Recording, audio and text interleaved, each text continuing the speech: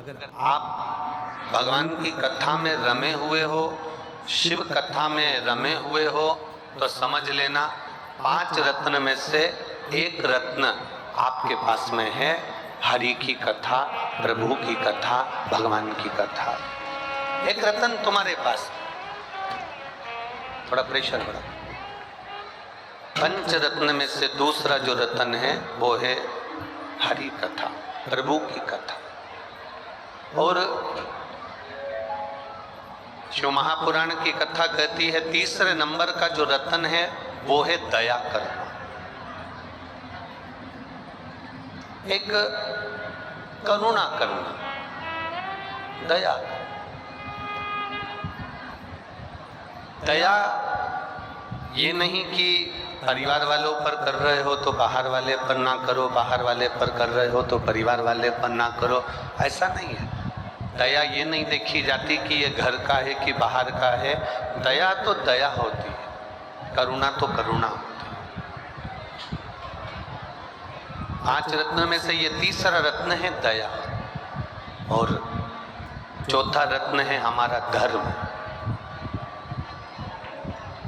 जिस सनातन धर्म में हम रह रहे हैं, उस धर्म में हम क्या अच्छा कर जाएं, उस धर्म में हम क्या अच्छा कर सकते हैं और क्या अच्छा कर दें, ये धर्म की रक्षा कैसे हो सके। हम लोग अपने अपनी भाषाओं में कहते हैं धर्म की जय हो, अधर्म का नाश हो, प्राणियों में और विश्व का कल्याण हो। अर्थात धर्म की रक्षा की बात भी अगर कोई करे तो समझ लो कि वो 5 रत्न में से एक रत्न है हमारा। और 5वें नंबर का रत्न है उपकार कर देना।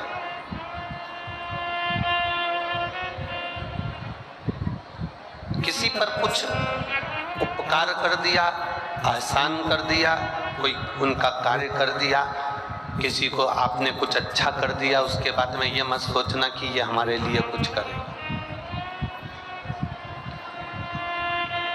आप किसी को पानी पिला दो, आप किसी को भोजन करा दो, तो भोजन कराने के बाद में तुम ये विचार मत करना कि हम जब इसके घर जाएंगे तो ये हमको भोजन कराएगा, हम जब इसके घर जाएंगे तो हमको पानी पिलाएगा। ना ना ना,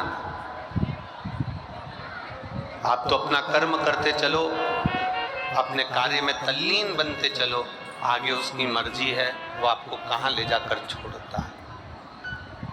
5 रत्न में तुलसीदास जी लिखते हैं 5वें नंबर का रत्न है उपकार कर देना। और उपकार कर कर, किसी का कार्य कर कर, उपकार कर कर छोड़ देना कि अब आगे उसकी मर्जी,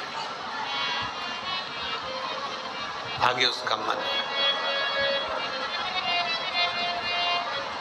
आगे उसकी मर्जी है। ये उपकार करने के बाद में छोड़ दिया है। पर शिव महापुराण की कथा कहती है कि जो ये 5 रत्न है, इन 5 रत्न में सबसे प्रबल रत्न कौन सा है, तो कहा इन 5 रत्न में सबसे प्रबल रत्न है किसी संत सतगुरु का, किसी शिव भक्त का, किसी राम भक्त का, किसी कृष्ण भक्त का आपसे मिलन हो जाना। और दूसरा रत्न भारी है भगवान शंकर की कथा को श्रवण कर लेना, भगवान की भक्ति को श्रवण कर लेना। ये बहुत कठिन है। और तेरी कृपा बिना न हिले एक भी अणु, लेते हैं श्वास तेरी कृपा से तरो तरो। बखान क्या करूं मैं राखों के ढेर का, झपटी बबूत में खजाना कुबेर का। हे गंगाधार मुक्ति द्वार ओंकार तू, भोले ओंकार तू। आयो शरण तिहारी शंभु तार तार तू। शिव कथा कहती है भगवान शंकर का संवाद कहता है, परिवार को पालो, कुटुंब में रहो, पत्नी बच्चों के लिए उनकी इच्छा पूर्ण करो, मना नहीं। हम आपको अगर बोल दें कि आप अपने बच्चों को ना पालो या अपनी पत्नी और परिवार के जो भी कार्य हैं वो ना करो, तो ऐसा नहीं हो सकता। परिवार में रहो, अपने पत्नी के, अपने बच्चों के, अपने माता पिता के, अपने कुटुंब की जो इच्छाएं हैं वो पूर्ण करो। कोई तुमसे कहे कि मुझे ये ला कर दो, तो आपको ला कर देना है। कोई कहे आपको, आपका परिवार का व्यक्ति, कि मुझे ये चाहिए, आपको देना है, मना नहीं।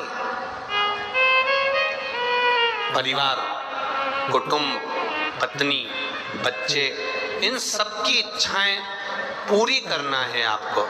पर शिव महापुराण की कथा कहती है, इनकी इच्छा पूरी करने में, इनके मन के मनोरथ को पूर्ण करने में, इनकी इच्छाओं को पूर्ण करने में कोई ऐसा काम आप अपने हाथों से मत कर जाना, ऐसा काम अपने जिंदगी में मत कर जाना कि इनकी तो इच्छा पूरी हो जाए पर आपकी जिंदगी नरक हो जाए। ऐसा कार्य अपने जीवन में कर कर मत जाए।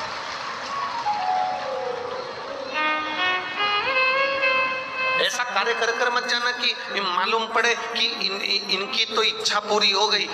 पत्नी ने कहा मुझे ये ला कर दो, तुमने ला कर दे दिया। बच्चों ने कहा मुझे ये ला कर दो, तुमने ला कर दे दिया। किसी ने कहा मुझे ये ला कर दो, तुमने ला कर दे दिया। इनकी तो इच्छा पूरी हो गई, इन्होंने तो कह दिया पापा मुझे ये चाहिए, मम्मी मुझे ये चाहिए। बेटा ने कहा, पत्नी ने कहा, स्वामी मुझे ये चाहिए। सबने कहा, कुटुंब वालों ने, परिवार वालों ने, सबने कहा हमको ये ला कर दो, हमको ये चाहिए। ऐसा ना हो जाए कि इनकी इच्छा पूरी करते करते करते करते करते करते एक सीमा ऐसी हो जाती है, एक समय ऐसा आ जाता है कि इनकी इच्छा पूरी करते करते करते करते हम गलत काम कर बैठते हैं। हम चोरी कर लिए, हम अपशब्द कह दिए, हम ताने दे दिए, अपने सिग्नेचर का अपने दुरुपयोग कर लिया, अपने शब्दों का हमने दुरुपयोग कर लिया, अपनी वाणी का हमने दुरुपयोग कर लिया।